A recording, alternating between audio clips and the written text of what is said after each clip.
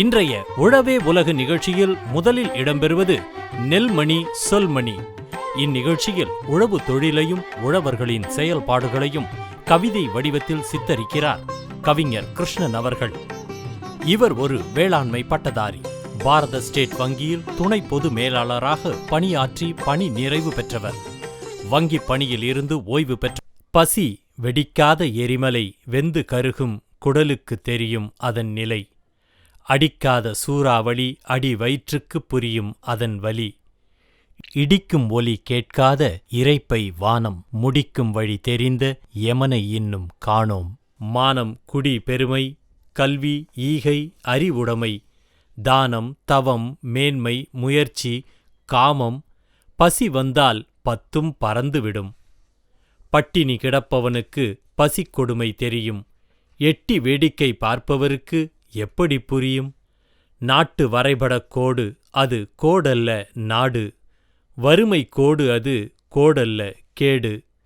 வரைபட கோட்டினுள் ஒரு நாடு அடங்கும். வறுமை கோட்டுக்குள் பல நாடுகள் முடங்கும். வறுமை கோட்டின் வரையறை நுகர்வு சக்தி அடிப்படை. நாள் ஒன்றுக்கு நகர்ப்புறங்களில் 47 ரூபாய், ஊரகப் பகுதிகளில் 32 ரூபாய். இது குழுவின் பரிந்துரை. சிந்தனையில் உதிக்கும் எண்ணம் தேவை மறு வரையறை. தேச வரைபட கோட்டினுள் தேசமெங்கும் வறுமைக்கோடு. 20 விழுக்காடு இருப்பது வறுமைக்கோடு. அவர்களின் கூப்பாடு அனைவருக்கும் கேட்காத அளவுக்கு காது செவிடு. அது பற்றி அவ்வப்போது அறிக்கை வெளியீடு. ஆண்டவனுக்கும் உடன்பாடு. இறந்தும் உயிர் வாழ்தல் வேண்டின் பறந்து கெடுக உலகியற்றியான். இது வள்ளுவனின் சாபம். தனி ஒரு மனிதனுக்கு உணவில்லை எனில் சகத்தினை கொளுத்துவோம். பாரதியின் கோபம். வள்ளுவனின் சாபம் பாரதியின் கோபம். முன்னேறிய நாடுகளில் பலித்தது லாபம். முகவரி இல்லாமல் வாழும் நாங்கள் முகவரி இல்லாமல் சாகலாமா? எரிப்பதற்கு ஆதார் வேண்டும். புரிந்து முகவரி எழுத உறைவிடம் வழங்க மறக்கலாமா? உணவு உறையுள் உடை உத்தரவாதம் இல்லாமல் ஏழையின் அரசு என்ற பெயர் எந்த நாட்டுக்கும் இருக்கலாமா? ஒட்டு கேட்பது ஓட்டு கேட்பது உலக அளவில் அரசியல் விவகாரம். பட்டினி குரல் கேட்டு பரிகாரம் தேடுவதே உண்மையான அதிகாரம். பட்டினி தீர்க்க கொட்டிய முயற்சி கொஞ்சம்தான் இதுகாரும். ஒட்டிய வயிறும் உலர்ந்த கண்ணீரும் உலக அளவில் எப்பொழுது மாறும்? 100 நாள் வேலை வாய்ப்பு ஒரு வறுமை ஒழிப்பு குறியீடு. இருக்கலாம் பல குறைபாடு. செயல்படுத்தும் முறையில் குறை செய்ய வேண்டியதை தெளிந்து உரை. திட்டம் தவறு என்பது அரைகுறை. தீர்வைச் சொன்னால் வணங்கும் தலைமுறை. படி அளக்க வேண்டியது பரம்பொருளா? முடிவெடுக்கும் முழு அதிகாரம் கொண்ட குடியரசின் அருளா? முடியரசின் பொருளா? சக மனிதன் பட்டினி என்பது சமுதாய அவமானம். சகம் முழுக்க பறந்துள்ளது அதன் பரிணாமம். வளர்கிறோம் என்பது உண்மை. வறுமை இல்லை என்ற நிலையே பெருமை. வறுமை ஒழியாத வளர்ச்சி ஓரளவுக்கு தற்புகழ்ச்சி. மனித வள மேம்பாடு இனி தவழட்டும் பசி பிணியோடு போராடும் மனிதனோடு. இனிய வளர்ச்சி என்பது அனைவரையும் உள்ளடக்கியது என்பதே பொருளாதார கோட்பாடு. வள்ளுவரும் சொல்லி வைத்தார். பொருள் செயல் வகை என்பது அதிகாரத் தலைப்பு. அது கூறும் மனிதவள மேம்பாடு படிக்க படிக்க மலைப்பு. பொருள் அல்லவரை பொருளாகச் செய்யும். பொருள் அல்லாது இல்லை பொருள். பொருள் அல்லவரை ஒரு பொருட்டாக மதிக்கப்படாதவரையும் பொருளாகச் செய்யும். மதிக்க பயன் உள்ளவராகச் செய்யும். பொருள் அல்லது மதிப்பு பயன் இல்லை பொருள். அதைவிட சிறந்த பொருள் இல்லை. உங்கள் அறிவு பசிக்கு சோளப் பொறி. எங்காவது தட்டட்டும் தீர்வுப் பொறி. நிகழ்ச்சியில் தொடர்வது இன்றைய தகவல். இதில் திண்டிவனம் பகுதியில் மரபு வழி வேளாண்மையை கையில் எடுத்து மிக சிறப்பாக செயலாற்றி வரும் ருத்ரன் அவர்களின் கருத்துக்கள் இடம்பெறுகிறது. அடிப்படையில் வேளாண் குடும்பத்தைச் சேர்ந்தவர் என்றாலும் சூழல் காரணமாக பன்னாட்டு நிறுவனம் ஒன்றில் பணிபுரிந்தார்.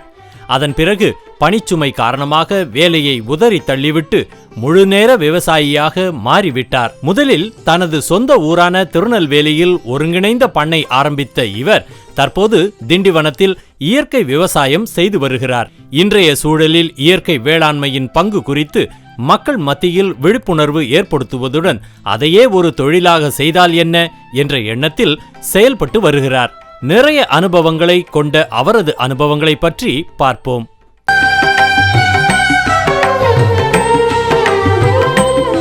அனைவருக்கும் கரிம உழவனின் நெஞ்சார்ந்த இயற்கை வணக்கம். எனது பெயர் ருத்ரன்க. எனக்கு சொந்த ஊர் திருநெல்வேலி மாவட்டம். தற்சமயம் நான் அடிப்படையில் கடந்த 4 ஆண்டுகளாக நம்முடைய மரபொலி வேளாண்மையை முன்னெடுத்து செய்துட்ருக்கிறேன். இப்போ நம்ம இங்கே இருக்கிற இடம் திண்டிவனத்தில் நண்பருடைய நிலத்தில் தான் இப்போ நம்ம இந்த பண்ணை கட்டமைப்புக்காக வந்திருந்தோம். ஸோ அந்த ஒரு சூழலில் இங்கேயே நம்ம இருக்க வேண்டிய நிலைப்பாடுகளில் நம்ம அங்கே இருந்து அந்த மரபொலி வேளாண்மையை முன்னெடுத்து செய்துட்ருக்குறோங்க. சுழன்று மேற்பின்னது உலகம் அதனால் உழந்தும் உழவே தலை என 2000 ஆண்டுகளுக்கு முன்பே ஈரடியில் அளந்தான் நமது வள்ளுவ பெருந்தகை. மாற்றம் என்பது சொல்லல்ல செயல் என்று செயலோடு செயலாக நம்மோடு நம்மாய் வாழ்ந்து கொண்டிருக்கும் ஐயன் நம்மாழ்வாரோடு அவருடைய வழிகாட்டுதலோடு எனது வேளாண்மை பயணம் தொடங்கியது. இன்றைய சூழலில் ஏன் இயற்கை வேளாண்மை நம்ம மேற்கொள்கிறோம் அப்படிங்கிற ஒரு அடிப்படை கட்டமைப்புக்குள்ளே ஏன் நான் வந்தேன் அப்படிங்கிறது ஒரு பெரிய அழுத்தமும் நெருக்கடியும் தான் என்ன இந்த வேளாண்மைக்குள்ளே உள்ள இறங்க வைத்ததுங்க. அடிப்படையில் நான் வேளாண்மை குடும்பத்தை சார்ந்தவன் தான். ஆனாலுமே அந்த வேளாண்மையிலிருந்து கொஞ்ச நாட்கள் வெளியிலிருந்து பன்னாட்டு நிறுவனங்களில் வேலை செய்யக்கூடிய ஒரு கட்டாய நிலைகளில் நாம் தள்ளப்பட்டிருந்தோம். அந்த நிலைகளில் இருந்து இருக்கக்கூடிய ஒரு அழுத்தமும் ஒரு நெருக்கடியுமே நம்ம இந்த வேளாண்மைக்குள்ளே கொண்டு வரக்கூடிய ஒரு பெரும் காரணியாக இருந்தது. அதையும் தாண்டி நம்முடைய நம்மாழ்வார் ஐயாவினுடைய புத்தகம் என்னாருடைய இயற்கையே போற்றி அப்படிங்கிற புத்தகம் என்ன ஒரு பெரிய ஒரு உந்து சக்தியை எனக்கு இந்த வேளாண்மை மீது கொண்டு வரதில் ஒரு பெரும் காரணியாகவும் எனக்குள்ளே இருந்ததுங்க. அதையும் தாண்டி பயணங்கள் என்னை ரொம்பவே நிறைய சூழல்களில் என்னை செதுக்கிக்கிட்டே இருந்ததுங்க. நிறையங்களில் நான் பயணப்பட்டுக்கிட்டே இருப்பேன். இந்த பயணங்களின் ஊடாக இந்த இயற்கை வழி வேளாண்மையினுடைய ஒவ்வொரு அடி நாதத்தையும் நான் இந்த தெளிவுபட செய்துக்கிட்டே இருந்தேன். வெறும் பயணத்தினால மட்டுமல்லாது எனக்கான சுயங்கிறத விட நான் செய்து கொண்டத செயலுங்கிறது தான் என்ன திரும்ப என்னை மெருகேட்டிக்கிட்டே இருந்தது. இந்த இயற்கை வழி வேளாண்மைக்குள்ளே நான் எப்படி வந்தேன் அப்படிங்கிறது ஒரு சின்ன ஒரு எடுத்துக்காட்டாக நான் சொல்லிக்கிறேன். கடந்த 2015ஆம் ஆண்டு வருடத்தினுடைய கடைசி மாதத்தில் எனக்கான சொந்த நிலத்தில் நான் என்னுடைய வேளாண்மை பயணத்தை முதல் முறையாக தொடங்கினேங்க. அதாவது உயிரினங்களோடு, அதாவது ஆடு மாடு கோழி இப்படிப்பட்ட ஒரு ஒருங்கிணைந்த பண்ணையத்தை நான் உருவாக்க முடிந்தது. கிட்டத்தட்ட நான் முதல் முயற்சியே என்னுடைய பயணம் மீன் வளர்ப்பு, அதாவது விரால் மீன் வளர்த்தனுங்க. அந்த விரால் மீனை யாருமே எடுக்க முடியாது, இதை செஞ்சால் நீங்கள் தோல்வி அடைஞ்சிருவீங்க அப்படிங்கிற நிறைய எதிர்மறையான கருத்துக்களை தான் என்னால் முன்னாடி நிறைய வீசினாங்க. அந்த எதிர்மறை கருத்துக்களெல்லாம் நான் உள்வாங்கி நம்மால் முடியும், இது ஏன் முடியாது, இதில் இருக்கக்கூடிய சறுக்கள் என்ன, அந்த சறுக்கள் நம்ம சரி செஞ்சுட்டா நிச்சயமாக நம்ம அந்த சறுக்கிலிருந்து மீண்டு விடலாங்கிற ஒரு பெரிய நம்பிக்கையோட எனது குடும்பத்தினுடைய சப்போர்ட்டோடு நான் அதை முதலையாக முன்னெடுத்தேன். திறம்பட கிட்டத்தட்ட ஒரு 6 மாதங்களுக்குள்ளே நான் அந்த விஷயத்தை என்ன முடியாதுன்னு சொன்னாங்களோ அதை நான் நிறைவு செய்தேன் அந்த இதை. ஆனால் அதை தாண்டி சில பல சூழல்களால், குடும்ப சூழலால் என்னால் தொடர்ந்து அந்த நிலைகளில் என்னால் அந்த இடத்துல பயணிக்க முடியல. அந்த பயணத்தில் கொடுத்தக்கூடிய அந்த அழுத்தமும் நெருக்கடி என்னை இன்னொரு இடத்துக்கு மாற்றிச்சிங்க. அது எங்கே மாற்றுச்சு அப்படின்னா, நான் மதுரை வேளாண்மை கல்லூரியில் ஒரு இளநிலை பண்ணை தொழில்நுட்பவியல் 3ஆம் ஆண்டு படிச்சுட்டு இருக்கிறேங்க. அங்கே அறிமுகமான என்னுடைய நண்பர் அப்துல் ரஹ்மான். எனக்கான இன்றைக்கி நான் வேளாண்மைக்குள்ளே வந்த பெரும் தாக்கம் நம்மாழ்வார் ஐயாவினுடைய புத்தகம். இன்றைக்கி இப்போ வரைக்கும், இந்த நொடி வரைக்கும் இந்த வேளாண்மையில் நான் தொடர்ந்து பயணிக்கிறேன் அப்படின்னா என்னுடைய நெருங்கிய நண்பர் அப்துல் ரஹ்மான் தான் எனக்கான ஒரு பெரும் வழிகாட்டியாகவும் உந்துகோலாகவும், எனக்குள்ளே இருக்கக்கூடிய ஒவ்வொரு கடினமான அந்த சூழலையும் அந்த கடினமான நாட்களையும் என்னை கடத்தி வச்சவர் அவர் தான். இந்த நேரத்தில் நான் அதை எப்போவுமே இப்போன்னு இல்லை, நான் கடந்து வந்த பாதை எப்போதுமே எந்த நிலை வந்தாலும் வந்த நிலை மறவாதே அப்படிங்கிற ஒரு அடிப்படையில் எப்போதுமே நான் ரொம்ப தெளிவுபட இருப்பேன். அந்த அடிப்படையில் தான் என்னுடைய நண்பருடைய பெரும் தூண்டுகோல். எனக்கு ஆரம்ப கட்டங்களில் வேளாண்மையில் நான் பெரிய நெருக்கடிகளையும் பெரிய அழுத்தங்களையும் சந்திச்சுட்டு இருக்கக்கூடிய நிலைகளில் என்னை ரொம்ப தெளிவுபட அவர் தான் என்னை வழிநடத்தினார். அந்த வழிகாட்டுதல் இப்போ வரைக்கும், இந்த கணம் வரைக்கும், இந்த நொடி வரைக்கும் இருந்துக்கிட்டே இருக்குது. அவருடைய பெரிய ஆசையோடு தான் இன்றைக்கி நான் இந்த வேளாண்மை பயணத்தில் நிற்கிறேன். அதையும் தாண்டி அவர் இந்த மக்கள் மத்தியில் நிறைய நஞ்சில்லாத பொருட்களை கொடுக்கணுங்கிற ஒரு பெரும் தாக்கம் ஏற்படுத்திய ஒரு நபர். அந்த சூழலில் தான் நான் அவரோட இணைந்து இணைந்து செய்யும்பொழுது அவருடைய நிலத்தை எங்களுக்கான ஒரு களப்பணியாக அவர் அந்த நிலத்தை என் கையில் ஒப்படைச்சாருங்க. அவர் முழுக்க முழுக்க முதலீடு பண்ணியிருந்தார். நான் என்னுடைய உழைப்பையும் என்னுடைய நம்பிக்கையும் நிறைய விதைச்சிருந்தோம். நிறைய இந்த அம்மாழ்வார் சொல்கிற மாதிரி விதைகளே பேராயுதம்ங்கிற ஒரு பெரிய அந்த கருதுகோளை கையில் எடுத்து நாங்கள் அந்த நிலத்தை முதல் முறையாக எங்களுக்கான பயிர் கீரை பயிர்களை சாகுபடி செய்தோம். நிச்சயமாக கீரைகளில் நாம் ஒரு பெரிய ஒரு தாக்கத்தை உருவாக்கணும் அப்படிங்கிற எங்களுடைய முயற்சி கீரையாக தான் இருந்ததுங்க. நாளும் ஒரு நலம் தரும் கீரை அப்படிங்கிற ஒரு அமைப்புகளில் முழுக்க முழுக்க இயற்கை முறையில் கீரை செய்யலாம்னு சொல்லி ஒரு 15 வகையான கீரைகளை நாங்கள் திருநெல்வேலி மாவட்டத்தை மையப்படுத்தி எங்களுடைய பயணம், இந்த இயற்கை வழி பயணத்தில் கீரை தான் எங்களுடைய முதல் சாகுபடியாக தொடங்கியதுங்க. தொடர்ந்து அவரோட பணிபுரிந்திருக்கும் போது தான் எனக்கு அங்கே கிடைத்த நிறைய அனுபவங்கள் மூலமாக கொஞ்சம் பயணப்பட ஆரம்பித்தேன். அதாவது நிறைய சமூக வலைதளங்களில் கிடைக்கக்கூடிய அந்த தகவல் திரட்டுகளை எடுத்துகிட்டு நிறைய இடங்களுக்கு பயணிக்க ஆரம்பித்தேன். அப்போ அந்த மண்வெட்டியும் எனக்கு கொடுத்த இந்த அனுபவத்தை நம்ம இந்த ஒரு இடத்துல மட்டுமே நம்ம செலுத்தக்கூடாது, பல இடங்களுக்கு இதை நான் கடத்தி கொண்டு போகணுங்கிற ஒரு பெரும் முன்னோட்டத்தில் தான் என்ன பண்ணோம்னா நிறைய ஊர்களுக்கு பயணப்பட்டுக்கிட்டே இருந்தேன். பயணப்படக்கூடிய இடங்களில் நான் பேசக்கூடிய நட்பு வட்டங்களில் என்னுடைய கருத்துக்களை நிறைய முன்னெடுத்துக்க வைத்தேன். இப்போ எனக்கு பின்னாடி இருக்கிற நிலம் பார்த்திங்கன்னா சரியாக ஒரு காணி நிலம் சொல்லலாம். அது கிட்டத்தட்ட 30 சென்ட் பரப்பளவுங்க. இதில் நம்ம முழுக்க கீரையை சாகுபடி பண்ணியிருக்கிறோங்க. எப்போ நம்ம ஒரு சாகுபடி செய்தாலும் ஒற்றை பயிர் சாகுபடி செய்யவே மாட்டாங்க. நல்லா புரிஞ்சுக்கணும், எந்த ஒரு விவசாயம் ஒற்றை பயிர் சாகுபடி செய்யும் பொழுது நிச்சயமாக அவன் நஷ்டத்தில் வரக்கூடிய பெரும் நிலைப்பாடுகள் கிட்டத்தட்ட ஒரு 80% நாம் அதை உறுதியாக சொல்லலாம். அதனால் முடிந்தவரை நீங்கள் எந்த பயிர் செய்தாலும் பல பயிர் சாகுபடி செய்யுங்க. பின்புறம் பார்த்தீங்கன்னா கீரைகளாக இருக்கும். கீரைகளில் ஒரு வகையான கீரையே இருக்காது. கிட்டத்தட்ட இதுக்குள்ளே நம்ம ஒரு 15 வகையான கீரைகளை நம்ம பயிர் பண்ணியிருக்கிறோம். அதை தாண்டி இந்த வரப்புறங்களை பார்த்தீங்கன்னா வாழை இருக்கும், முருங்கை இருக்கும், பப்பாளி இருக்கும். அதை தாண்டி பார்த்தீங்கன்னா நிறைய மூலிகை வனமாக ஒரு மூலிகைகளை உருவாக்கியிருப்போம். இப்போது ஒரு தற்சார்பு வேளாண்மை அப்படின்னு என்ன பார்த்துக்கிட்டோம் அப்படின்னா, வெளியிலேருந்து எந்த விதமான இடுபொருளும் உள்ளே வராது.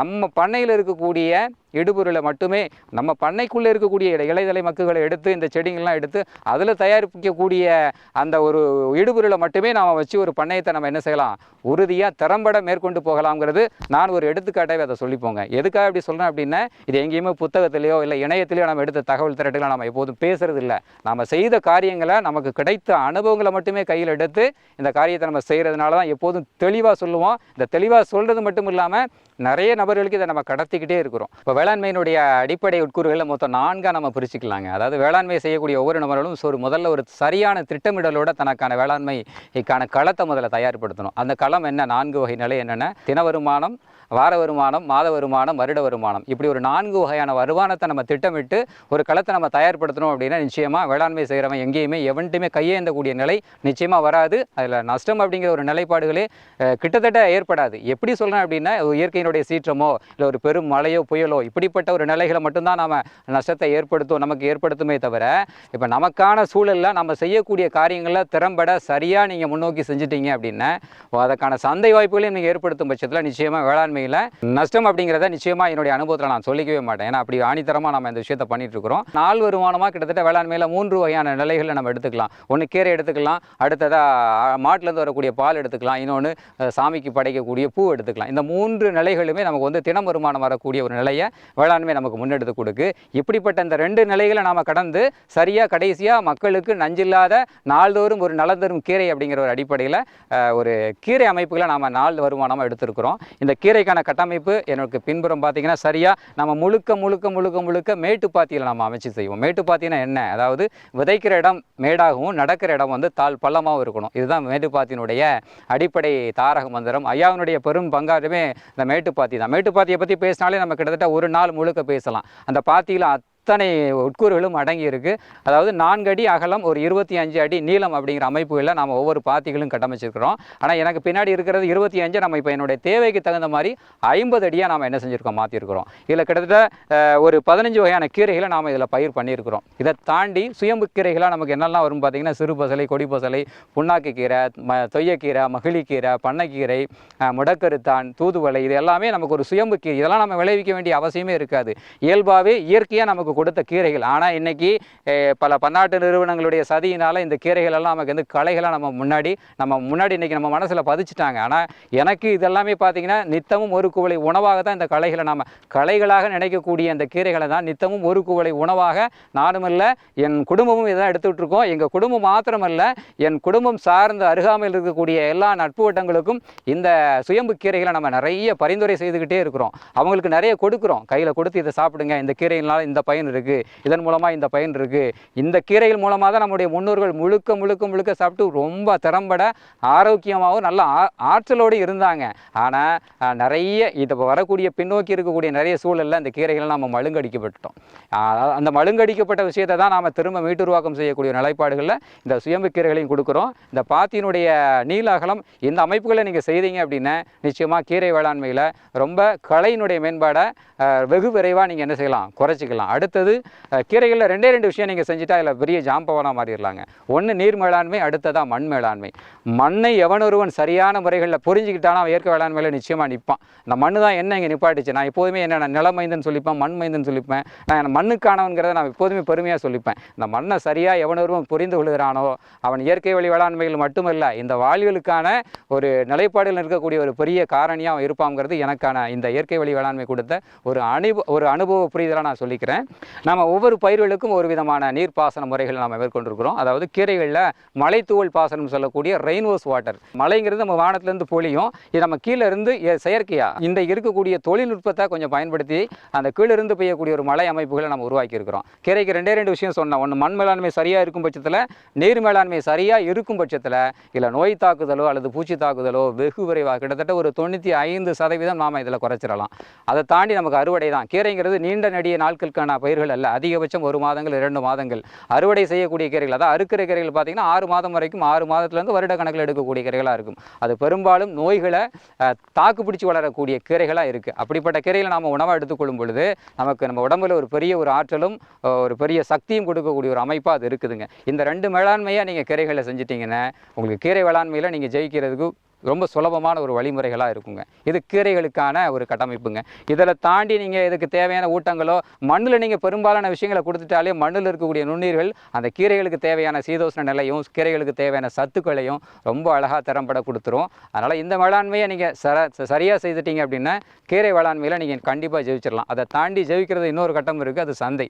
சந்தையை நீங்கள் திறம்பட இன்னும் கையாண்டுட்டீங்க அப்படின்னு சொன்னால் அது இன்னும் உங்களை எங்கேயோ கொண்டு போயிடும். இப்போ நம்ம கீரை பயிர் சாகுபடி செய்கிறோம் அப்படின்னா வெறும் ஒற்றை கீரையாகவோ இல்லை ஒரே வகையான கீரைகளோ பயிர் பண்ணுறது இல்லை. தொடர்ச்சியாக ஒரு 15 வகையான கீரைகளை மட்டும் நம்ம சாகுபடி பண்ணுறோம்.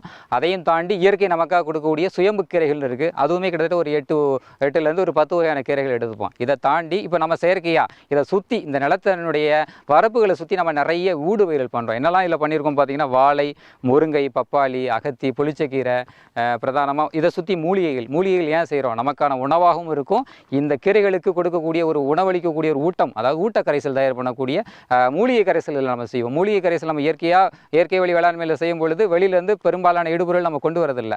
அந்த கொண்டு வராத இந்த இடுபொருளை நம்ம எங்கே எடுக்கிறோம்னா நம்ம பண்ணையத்தில் நாம் விளைவித்து அப்புறம் இயற்கையை கொடுக்கக்கூடிய அந்த ஒரு சூழலையும் நம்ம எடுத்து அந்த இயற்கையான கீரைகளை கொடுக்குறோம். இப்போ இந்த ஆண்டு பார்த்தீங்கன்னா பரிசோதனை கட்டமாக பசுமஞ்சள் பண்ணியிருக்கிறோங்க. பசுமஞ்சள் ரொம்ப அற்புதமான ஒரு மருத்துவ குணம் வாய்ந்தது. தினம் ஒரு மனிதன் அன்றாடம் ஒரு பசுமஞ்சள், அதாவது சுண்டு விரல் ஒரு இன்ச் அளவு நல்ல பசுமஞ்சளை தோல் சீவி வெறும் வயிற்றில் அதிகாலையில் நீங்கள் எடுத்து, அதாவது அதை நல்லா கடித்து சுவைச்சு சாப்பிட்டீங்க அப்படின்னா உடம்புல இருக்கக்கூடிய பெரும்பாலான நோய்களை அறுத்தறியக்கூடிய ஒரு பெருமையான ஒரு அற்புத குணம் வாய்ந்தது தான் அந்த பசுமஞ்சள். இந்த ஆண்டு நம்ம அந்த கீரைகளுக்கு ஊடுபயிராக பசுமஞ்சள் வச்சுருக்கிறோம். அதுக்குள்ளாரே பார்த்தீங்கன்னா சின்ன வெங்காயம், நம்மளுடைய நாட்டு வெங்காயத்தை ஊடுபயிராக பண்ணியிருக்கோம். இப்படி பல வகையான ஊடுபயிர் உங்கள் நிலத்துக்கு எது ஏதுவாக அமைஞ்சிருக்கிறதோ, இப்போ நான் சொன்ன இதையே நீங்கள் இன்னொரு பக்கம் செய்யணுங்கிற அவசியப்படாது. உங்கள் நிலத்துக்கான கட்டமைப்பு என்ன, அதற்கான வடிவமைப்பு, அதற்கான தோற்றம், அதற்கான வடிகால் அமைப்பு, அதற்கான நீர் அமைப்பு, அதற்கான தட்பவெப்ப சூழல், இது எல்லாமே கருத்தில் கொண்டு ஒரு வேளாண்மையை நீங்கள் அந்த விஷயங்களை கையில் எடுத்து உங்களுக்கு தேவையான பயிர்களை நீங்கள் தாராளமாக இதில் கலப்பு பயிராக செய்துக்கலாம். கீரை சாகுபடி தொடர்ந்து நம்ம கொடி காய்கறிகளும் பண்ணிட்டு இருக்கோம். அப்படிப்பட்ட ஒரு கொடி காய்கறியில் ஒன்று தான் நம்ம புடலங்காய்ங்க. இந்த பகுதி சரியாக 40 சென்ட் நிலப்பரப்பு. இதை நம்ம பகுதியை 4 பகுதியாக பிரிச்சிருக்கிறோம். அதில் ஒரு பகுதி 10 சென்ட்டுங்க. ஏன் இந்த 10 சென்ட் அப்படின்னா தொடர்ச்சியாக 4 பகுதி அப்படின்னு சொல்லும்போது தொடர்ந்து நமக்கு காய்கறி நமக்கு வரணும், தொடர்ந்து வருமானம் வரணும், தொடர்ந்து உழைப்பு இருக்கணும். அப்படிப்பட்ட நிலைப்பாடுகளை அந்த 10 சென்ட்டில் நம்ம புடலங்காய் போட்டிருக்கிறோம். அது கிட்டத்தட்ட பார்த்தீங்கன்னா இதனுடைய அந்த கீரையில் என்ன மேட்டுப்பாத்தி அமைத்திருந்தோமோ அதே அகலம் நீளம் இது 50 அடி பண்ணியிருக்கிறோங்க. அந்த நிலத்துக்கு தகுந்த மாதிரி நீளத்தை நம்ம கூட்டியிருக்கிறோம். நீர் மேலாண்மை இது சொட்டு நீர் பாசனம் பண்ணியிருக்கிறோம். அதாவது எங்கே நம்ம விதைக்கிறோமோ அந்த இடத்துல மட்டும் தண்ணீர் விழுகிற மாதிரியான அமைப்பு சொட்டு நீர் பாசனம். நீர் மேலாண்மை ரொம்ப ரொம்ப முக்கியமான ஒரு கருத்து. இதில் உரங்களும், அதாவது இதில் கொடுக்கக்கூடிய இடுபொருளுமே அந்த நீர் மூலமாகவே நம்ம கொடுத்துருவோம். அதனால் தேவையில்லாத உழைப்பை இன்னொரு உழைப்பை நம்ம கொடுக்க வேண்டாம். மூன்றாவதாக இதில் நம்ம தொழில்நுட்பத்தையும் பயன்படுத்துவோம். அதாவது ஐயா அடிக்கடி சொல்லுவாருங்க, எந்த ஒரு விவசாயி நம்முடைய மரபை சிதைக்காமல் தொழில்நுட்பத்தை பயன்படுத்துகிறானோ அவன் நிச்சயமாக வேளாண்மையில் வெற்றி கண்டுவான் அப்படிங்கிற ஒரு நிலைப்பாடுகளில் அதாவது இப்போ இருக்கக்கூடிய அந்த உள்ள பார்த்தீங்கன்னா இந்த ரவுண்டு எல்லோ கலர் டப்போ வந்து விளக்கு பொறி நம்ம பயன்படுத்துகிறோம். நிறைய பூச்சிகளை கவர்ந்து இருக்கக்கூடிய விளக்கு பொறி. அதை தாண்டி இந்த புடலங்காயில் நோய் தாக்குதல் பூச்சியினுடைய தாக்குதல் பார்த்தீங்கன்னா பழையின்னு சொல்லுவாங்க, ஒயிட் ஃப்ளைங்க. அந்த பழை வந்து நிறைய பாதிப்புகளை உருவாக்கும். அதை உருவாக்குறதுக்கான ஒரு அமைப்பையும் நம்ம ஏற்படுத்தியிருக்கிறோம். இந்த 2 விஷயங்களுமே நமக்கு நிறைய நோய்களையும் பூச்சிகளையும் கவர்ந்து இருக்கக்கூடிய ஒரு விஷயம். இந்த மகசூல் அதனால நமக்கு நிறைய கிடைக்குங்க. அப்புறம் எனக்கு பின்னாடி பார்த்தீங்கன்னா புடலங்காய் பழம். நம்ம எப்போவுமே புடலங்காய் மார்க்கெட்டில் காய் தான் பார்த்துருப்போம். ஆனால் இங்கே நம்ம பழமாக ஆக்கியிருக்கிறோம். எதுக்காக இந்த பழம்னா இது வந்து நம்ம உணவுக்கான பழம். எப்படி உணவுக்கான பழம்? அடுத்தடுத்த தலைமுறையை உருவாக்கக்கூடிய விதைக்கான பழம். நம்ம இந்த ஆண்டு விதை மீட்புக்கான ஐயா சொல்லுவார் அடிக்கடி, இனி விதைகளே பேராயுதம்னு சொல்லி ஒரு பெரிய ஒரு தாக்கத்தை எல்லாரும் மனசுல ஏற்படுத்தியிருக்கிறாரு. அந்த ஒரு அடிப்படையினுடைய தாக்கத்தில் தான் நாம் இன்றைக்கி நமக்கான விதைகளை நாமளே தேர்வு செய்யணுங்கிற அடிப்படையில் தான் இன்றைக்கி நம்ம புடலங்காவை அடுத்த தலைமுறைக்கான விதைக்காகவும் நாம் பயன்படுத்துகிறோங்க. இப்படி நீங்கள் செய்யக்கூடிய எந்த ஒரு வேளாண்மையாக இருக்கட்டும், நிச்சயமாக விதைகளையும் நீங்களே உருவாக்குங்க.